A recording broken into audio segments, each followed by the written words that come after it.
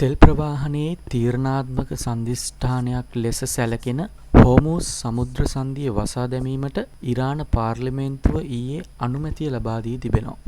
මෙතෙක් එම තීරණය ක්‍රියාත්මක කර නොමැති අතර ඉරාන උත්තරීතර කවුන්සිලය මේ පිළිබඳ අවසන් තීරණයක් ගනු ඇති බවයි වාර්තා වන්නේ. ඉරාන පාර්ලිමේන්තුව මෙම තීරණය ගෙන ඇත්තේ ඉරානයේ න්‍යෂ්ටික කටයුතුවලට සම්බන්ධ ඉලක්ක 3කට ඇමරිකාව බෝම්බ හෙළීමෙන් පසුවයි.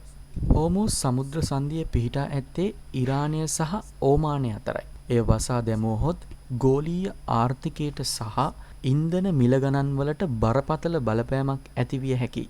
ඇමරිකානු රාජ්‍ය ලේකම් මාකෝ රූබියෝ හෝමුස් සමුද්‍ර සන්ධිය වසා දැමීමට එරෙහිව අනතුරු ඇඟවූ අතර එය ඉරාන පාලන තන්ත්‍රය සියදිවි නසා ගැනීමක් ලෙසයි හැඳින්වුවේ.